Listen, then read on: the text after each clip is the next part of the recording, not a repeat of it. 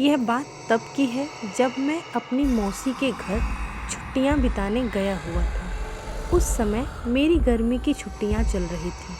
मेरे मौसा जी एक डॉक्टर हैं, तो उन्हें रहने के लिए एक क्वार्टर मिला हुआ था। वे उस क्वार्टर में दूसरे मंजिल पर रहते थे। उनके फ्लोर पर एक बालकनी थी, जिसके पीछे की ओर एक जंगल था और रात के समय उस जंगल से अजीबोगरीब आवाज़ें सुनाई देती थीं।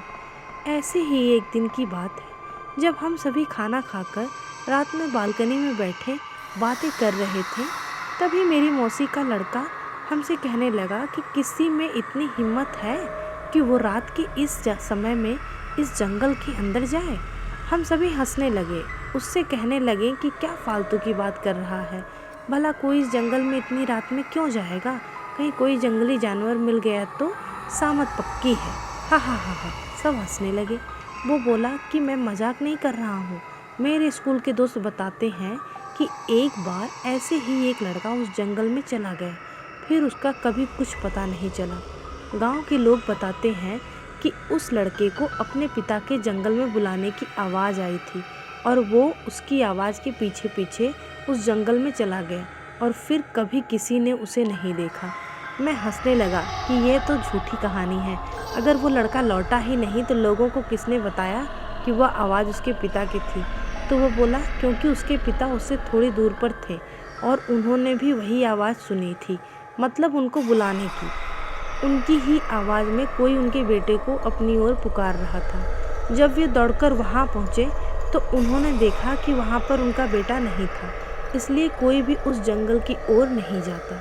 मैं अपने मौसेरे भाई की यह कहानी सुनकर हंसने लगा कि वाह क्या बात है, जंगल का भूत तो जो लोगों को गायब कर देता है। हा हा हा। फिर हम सभी उठकर टीवी देखने लगे और थोड़ी देर बाद मैं उस बालकनी में जाकर थोड़ी फ्रेश हवा खाने लगा। रात का समय में उस जगह अच्छी खासी हवा चल रही थी और मैं उस जंगल की ओर मुँह करके देखने लगा कि आखिर कौन होगा वहाँ। क्या वो सच था कि तभी मैंने अपने मौसेरे भाई को उस जंगल के किनारे खड़ा देखा। वो मेरी ओर नज़र करके हंस रहा था और मुझे इशारे में कह रहा था कि तुम भी यहाँ आओ। मैं चौंक गया कि अभी तो वो टीवी देख रहा था, फिर नीचे कैसे पहुँच गया। मैंने पीछे मुड़कर देखा, वहाँ तो कोई नहीं था। तो मुझे लगा कि शायद ये नीचे चला गया है और मुझे भी नीचे बुला रहा है। वो अब मुझसे बोला कि अरे देख क्या रहे हो, नीचे आओ, थोड़ी सैर करते हैं। मैंने सोचा चलो थोड़ा घूम ले। तो मैं भी नीचे जाने के लिए दरवाजे तक ही गया था कि तभी मैंने देखा कि मेरा भाई तो टॉयलेट करके बाहर आया है। यह देखकर मैं सकपका गया, मेरे रोंगटे खड़े हो गए और मैं बस यही सोच रहा था कि अगर ये यहाँ है तो वहाँ नीचे कौन है। मैं उससे बोला कि तुम तो नीचे थे, इस बाथरूम में कब आए?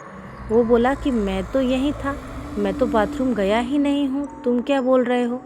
मैं उससे बोला कि मैंने अभी अभी तुम्हें उस जंगल के किनारे देखा था और तुम तो मुझसे बुला भी रहे थे। वो बोला मजाक मत करो, तुम्हें क्या लगता है मैं डर जाऊँगा? मुझे पता है कि तुम मुझे डराने का प्रयास कर रहे हो, पर मैं नहीं डरने वाला। इतना कहकर वो टीवी देखने चला गया। मुझे यकीन नहीं हो रहा था कि ये मैंने अभी क्या देखा है।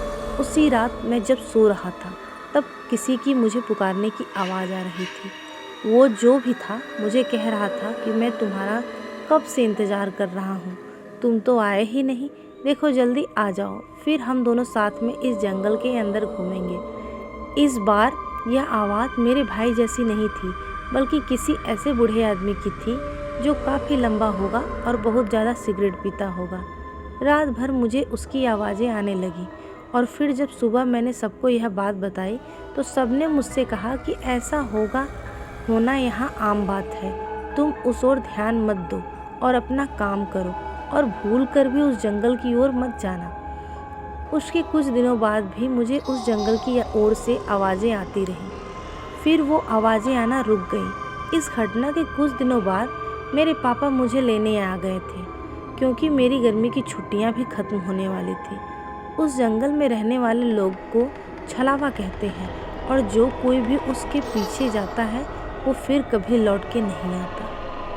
तो दोस्तों, आपको ये कहानी कैसी लगी? प्लीज़ वीडियो को लाइक कीजिए, चैनल को सब्सक्राइब कीजिए और मुझे